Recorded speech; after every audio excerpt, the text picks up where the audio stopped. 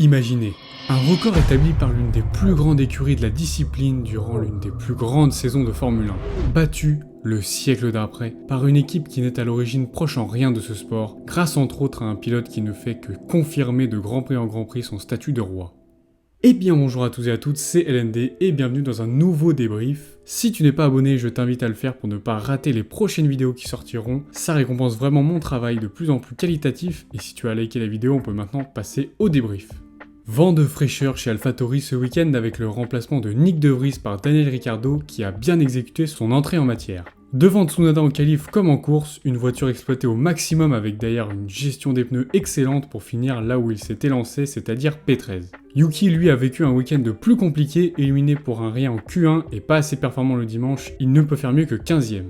Samedi majestueux mais dimanche catastrophique pour l'équipe suisse. Comme pour Williams en Angleterre, les Alfa Romeo affichaient de bonnes perfs lors des séances d'essai et cela s'est prouvé en qualif avec une remarquable P5 pour Zhou et une jolie P7 pour son coéquipier finlandais. En somme, très grosse évolution hiérarchique pour Alpha qui ne confirme malheureusement pas le dimanche avec un départ raté du côté du pilote chinois qui cause en plus un petit carambolage au premier virage et de l'autre un rythme insuffisant pour tenir le top 10 pour Valtteri. Bottas termine donc 12ème et Zhou 16ème. Rebelote pour As qui suit son schéma de week-end habituel. Superbe qualification d'Hülkenberg qui va jusqu'en Q3 alors que Magnussen ne parvient pas à faire mieux que 19ème, mais bien évidemment à l'heure de la course le top 10 disparaît. Nico ne peut faire mieux que 14ème avec le rythme de course de sa monoplace et Kevin remonte 2 places pour finir 17ème. Malgré les apparences peu reluisantes des résultats en qualif pour Williams, on pourrait croire que les Anglais sont redescendus dans la hiérarchie et que leur dernier coup d'éclat était passager, mais il n'en est rien. Effectivement, puisque dans un premier temps, il faut savoir que la physionomie du circuit ne leur convient absolument pas, ce qui désavantage beaucoup la performance, mais en plus, on a pu voir que malgré ça, Albon est parvenu à bien remonter en course jusqu'à la porte des points alors qu'il ne partait que 16ème. Pour Logan Sargent, c'est une fin de Grand Prix légèrement prématurée à cause d'un abandon quelques tours avant l'agitation du drapeau à damier. Bon, est-ce qu'on a vraiment besoin de parler des Français finalement ? Ce week-end cataclysmique chez Alpine, double élimination en Q2 qui plombait déjà bien le moral sachant qu'ils avaient exploité à peu près tout ce qu'ils pouvaient de la voiture le samedi. Mais le pire était encore à venir le dimanche avec un double abandon dès le premier tour à cause de l'erreur de Guan Yu Zhou qui a provoqué ce mini carambolage. McLaren marque une nouvelle fois les esprits et de gros points aussi au championnat avec une P2 et une P5. Très grosse prestation des deux pilotes et comme en Angleterre, le pauvre Piastri méritait bien mieux que sa 5ème place selon moi puisqu'il avait une chance de finir devant Norris en 2ème place après son départ fulgurant. Malheureusement pour lui, l'équipe a favorisé son coéquipier lors de la première salve des arrêts au stand et il s'est donc vu rétrograder à la 3ème place mais il n'a pas pu la tenir avec la remontée de Perez et Hamilton. Pour Norris, c'est encore un parfait week-end sur la lignée des deux derniers, avec un nouveau podium à la clé. D'ailleurs, bravo à lui, à défaut de briser la série de victoires de Red Bull, il a au moins réussi à briser le trophée de la win de Max. Bon, au final, dans ma preview, j'avais une nouvelle fois vu faux, puisque les Ferrari n'étaient absolument pas à la hauteur des McLaren, que ce soit en qualif comme en course. On ne va pas tergiverser 30 ans sur le négatif comme le nouvel arrêt au stand raté pour Leclerc ainsi qu'une pénalité de 5 secondes pour vitesse excessive justement dans la voie des stands, mais il n'y a pas tellement de positif à retenir non plus.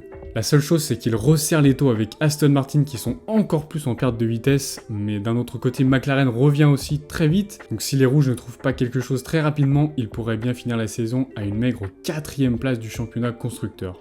Leclerc le malchanceux finit 7ème juste devant son coéquipier qui remonte de la 11ème place jusqu'à la 8ème. Comme évoqué juste avant, Aston est sans doute l'écurie la plus en perte de vitesse ces derniers temps et il semblerait que ce soit de pire en pire avec cette P9 et P10. Le positif est que pour une fois Stroll n'est pas très loin de son coéquipier à l'arrivée, mais ça reste une maigre consolation comparé au fait qu'il rétrograde à la 5ème place au niveau de la hiérarchie de la performance. La P2 n'était déjà pas facile à conserver en début de saison, mais maintenant s'ils réussissent à tenir leur P3 ou même une P4, ça serait un miracle. Encore un joli tir groupé pour Mercedes. Globalement, les Allemands continuent sur leur belle lancée et sécurisent petit à petit la P2 au championnat. Comme l'année dernière, c'est d'ailleurs eux qui réalisent la pole contre toute attente, mais cette fois-ci c'est bien Hamilton qui réalise l'exploit et non Russell qui passe complètement à côté de son samedi en restant bloqué en Q1.